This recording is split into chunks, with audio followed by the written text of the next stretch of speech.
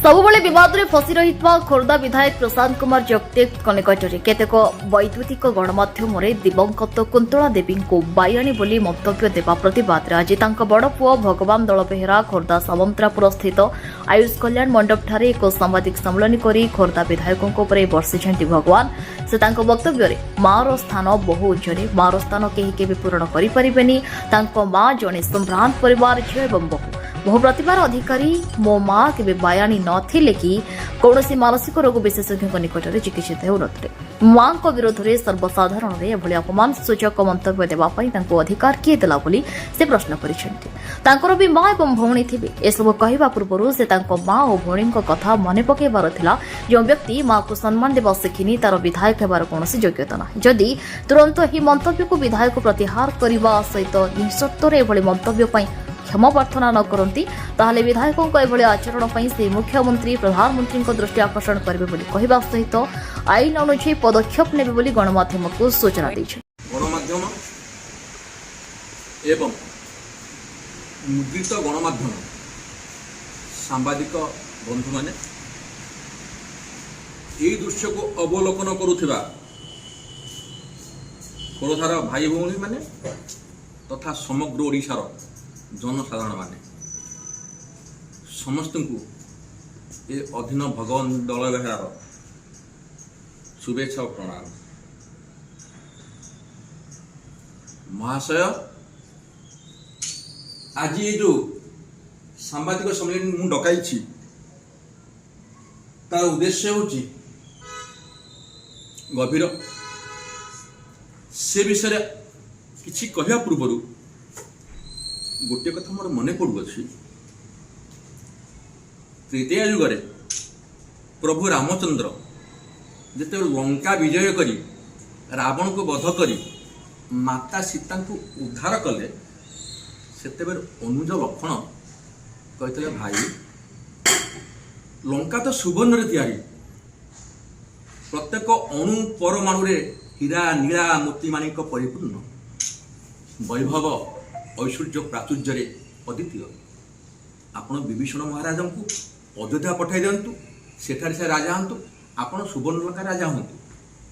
प्रभु रामचंद्र स्मिताहास्य दे कहते अपि स्वर्णमयी लंका लक्षण मे न रोचते अपि स्वर्णमयी लंका लक्षण मे न रोचते जननी जन्मभूमिश्च स्वर्गादपि गरीयसी। माने हे लक्षण हे प्राणप्रिय लक्षण लंका रे सुवर्ण थाऊ हीरा मोतीमणिक थाऊ हीरार खଣି थाऊ कि मो पाई किसी फरक पड़े ना।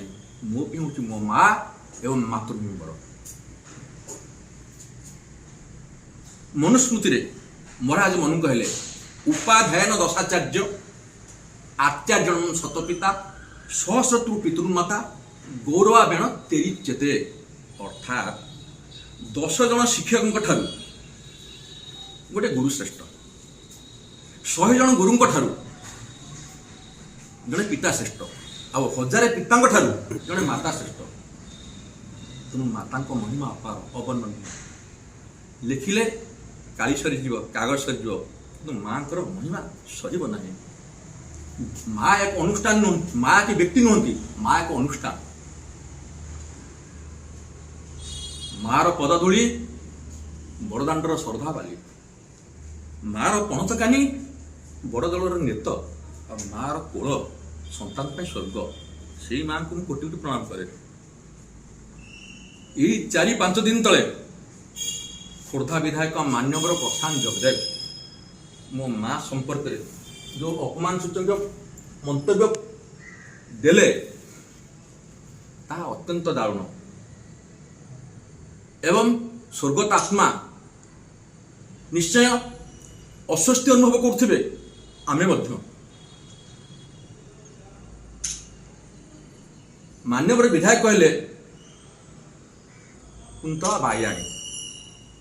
ओहो आज्ञा मु जानी नथिली विधायक महाशय विधायक हवा पूर्व MBBS पास करी डॉक्टरेट बोली सी माँ घर जाइए सी मेंटाल हॉस्पिटल विधायक बाबू विधायक हवा पूर्व पोस्टिंग पाई से प्रमाण पत्र देते पागली बोली कौन କାହିଁ ମୁଁ ତ ଜାଣିନି କି ମା ଏ କଥା ମୁଁ କହିନାହାନ୍ତି। ଏ ପ୍ରକାର ଅହମିକା ଗର୍ବ ଅହଙ୍କାର କେତେ ଦିନ ପାଇଁ? ଆଜ୍ଞା ବିଧାୟକ ଆଉ ବ୍ୟବହାର ଗୋଟିଏ ମୁଦ୍ରାର ଦୁଇଟି ପାର୍ଶ୍ୱ। ଯଦି ବ୍ୟବହାର ଉତ୍ତମ ଥିବ ତେବେ ବିଧାୟକ କେ, ଯଦି ବ୍ୟବହାର ଠିକ ନଥିବ ତେବେ ବିଧାୟକ ହବା ଆଦୌ ଉଚିତ ନୁହେଁ, ବରଂ ଘରେ ବସିବା ଉଚିତ। এইଥିପାଇଁ ଏହାର ପ୍ରତିବାଦ ଉଦ୍ଦେଶ୍ୟରେ ମୁଁ ଆଜି ସାମ୍ବାଦିକ ସମ୍ମିଳନୀକୁ ଆହ୍ୱାନ କରିଅଛି। ମୋ ବନ୍ଧୁଗଣ, ମୋ ପ୍ରିୟ ଭାଇମାନେ, ମୋ ମା ବିଷୟରେ ସମସ୍ତେ ଅଳ୍ପ ଅଧିକ ଯଦିଓ ଜାଣିଛନ୍ତି, ସମଗ୍ର ଓଡ଼ିଶାବାସୀ ବୋଧେ ଜାଣିନଥିବେ। ପଦେ କହି ରଖୁଛୁ, ମୋ ମାଙ୍କ ନାମ କୁନ୍ତଳା କୋଦମା ସିଂ। ଅସରନ୍ତି ଅମାପ ସମ୍ପତ୍ତିର ଅଧିକାରୀ ଥାଇ ମଧ୍ୟ ସମୟ ଚକ୍ରରେ ସେ ଖୋର୍ଦ୍ଧାରେ ବାସ କରନ୍ତି।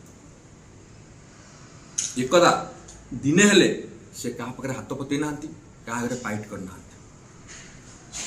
କିନ୍ତୁ 4ଟା ସନ୍ତାନ ଆମେ ତାଙ୍କର।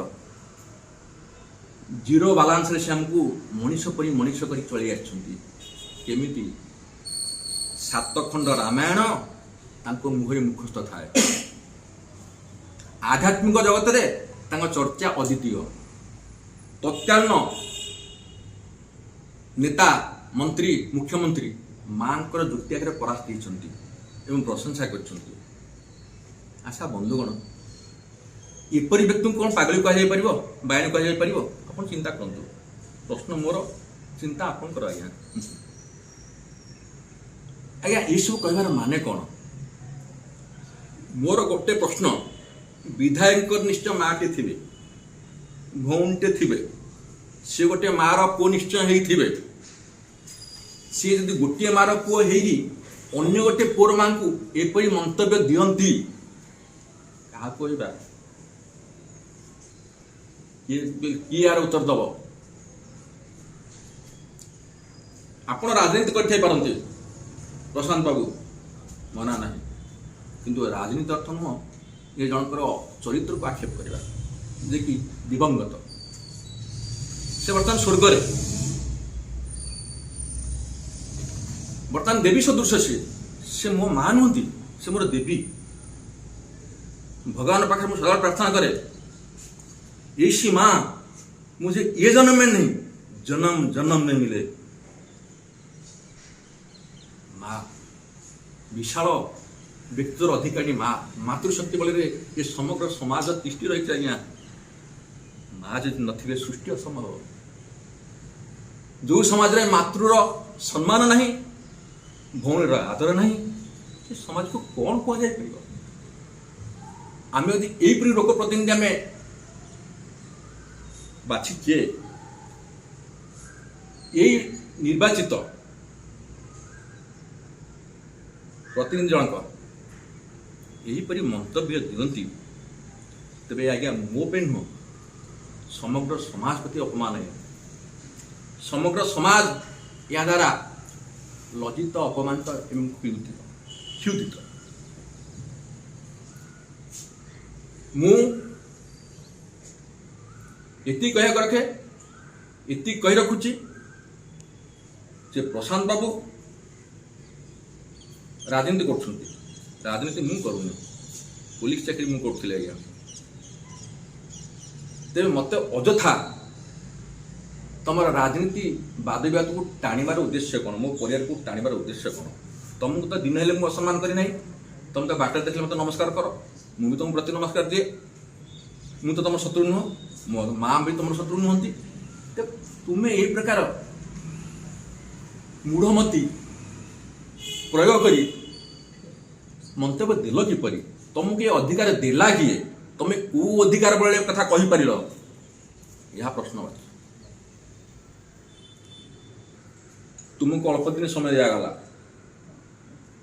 यही समय मध्य तुम निजर कृतकर्म परिताप करी जो गणमाध्यम अपमान सूचक मंतव्य मो माँ विरुद्ध देते से गणमाध्यम हस्त जोड़ी कहतु, कुंतला माँ मोर भूल हो मत क्षमा दिंतु, तेज पुण्य सेतु पड़ो विवादर। जदि आपण या न करती तेरे मुख्यमंत्री नुहति मुख्यमंत्री सहित प्रधानमंत्री को चिठी लिखिली एवं समाज रे जो व्यवस्था थी से व्यवस्था मुझे आश्रय नेबी शांतिपूर्ण उपाय तार प्रतिवाद करी जय ଖୋର୍ଦ୍ଧାରୁ ପ୍ରିୟଙ୍କା ମହାପାତ୍ରଙ୍କ ରିପୋର୍ଟ ନ୍ୟୁଜ୍ ଉପାନ୍ତ ଖବର।